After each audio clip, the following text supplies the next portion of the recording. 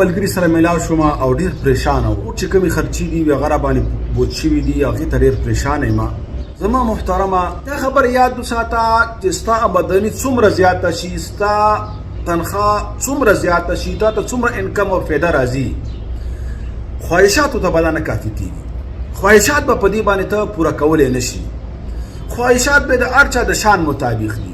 که زه غریب یم او ادنا یم نو زما خواهش هم ادنا او د غریبانو خلکو په شان دي. که زه متوسط یم نو خواهشات مې به درمیانه دي، د غریبانو نه لږ سیوا دي. او که زه بیا ډېر مالدار یم، بیا دنیا کې ګرځم او د دنیا خلک ګورم او هر قسم خلکو سره میلاویږم، نو بیا زما خواهشات هم ډېر اوچت دي.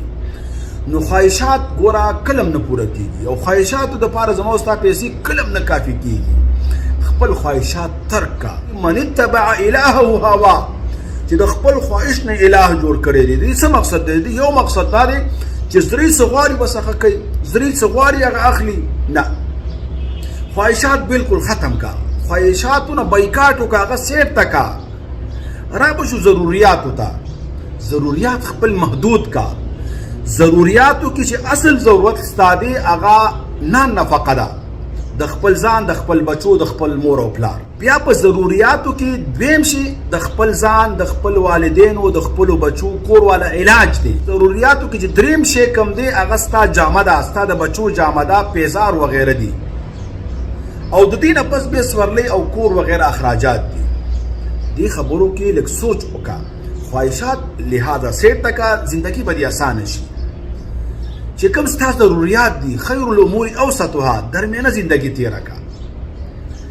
ته خپل خوراک کې متوسطه زندگی تیره کا. خپلو پیسو ته مه ګوره چې ډېرې دې وګټلې، نه، وګټه ډېرې ولګوه لږې په خپل ځان، په خپلو بچو، په خپلو والدینو باندې. او خصوصا ډېره ترجیح خپلو والدینو ته ورکړه، بیا خپلو بچو ته ورکړه، بیا خپلې بیبي ته ورکړه او بیا خپل ځان ته ورکړه. او د ټولو نه اهم شی ته په خوراک باندې پیسه خرج کړه. خپل هم ښه خوراک وکړه، خپلو بچو باندې هم ښه خوراک وکړه، خپلې بیبي باندې هم ښه خوراک وکړه. چې کله ستا خوراک ټیټ وي نو ستا بدن به مضبوط وي، ته به عبادت هم وکړي او خدمت به هم وکړي او د دنیا کارونه به وکړي. او دریم شی خپل علاج ته توجه وکړه، خپل د بچو علاج. نو لہذا خواهشات لرې کا، چې کوم ضروریات دي هغه محدود کا، فضولو اشیاو او اسرافونو نه ځان بچ کا، ژوند به دې خپل اسانه شي. پروفیسر یو عجیبه خبره لیکلې وه. سره دا ګیله کوي چې زما خرچې نه پوره کېږي او ضروریات مې نه پوره کېږي او آمدني مې کمه ده.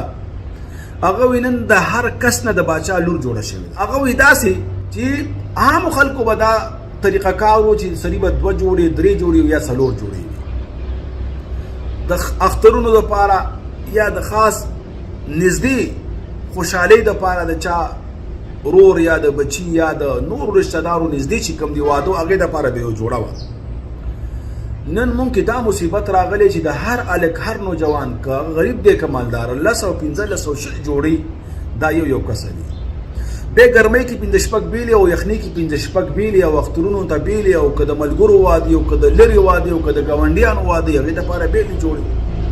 دغه شان 5-6 قسمه چپلې، 5-6 قسمه بوټان او 5-6 قسمه سینډل او کیړۍ، او دغه شان بیا جرابي او بیا د ضرورت مطابق ټوپۍ او صادر او نور ضروریات دي.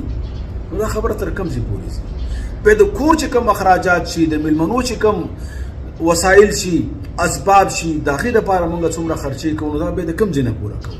نو ځان نه د باچا لور مه جوړوه. خپل اخراجات کم کا، اسراف مه کوه. د دې هم ستا نه تپوس کېږي. اخرى ښایسته لیکن اسراف نه، واغونده ښکلې مزیدار لیکن اسراف نه. صدقه ورکا، دا ستا دپاره برکت دی، رزق به دې سیوا شي. اخره کې ته یو خبره کوم، د دې علاج دا دی. صحیح حدیث کې راځي روزانه 2 ملائک راکوزیږي، یو دا دعا غواړي او رب نه دا سوال کوي چې یا الله کم بدګان صدقه ورکوي دا وی مال زیات کړه، او بل دا خیری کوي، بددعایي کوي، څوک چې خپل لاس بندوي صدقه نه ورکوي، یا الله د هغې مال تلف کا، هلاک کا. نو لہذا د دې خبرې خیال وساتئ، صدقې پابندۍ سره ورکوي. دا نه وایو چې 10,000 روپۍ ورکه، 1,00,000 روپۍ ورکه، د خپل وس مطابق ورکه. که ډېر وس دې نه کېږي، غریبانو ته خپل خوراک کې څه حصه وکړه. پاخه کړل روزانه به سره یا هفتوار ښه خوراک دې پوخ کړه. غریب ګاونډي وګوره، هغه ته یې ولېږه. جومات کې عالم مولوي صاحب دې قاریان دې طلبا دي، هغوی ته یې ولېږه.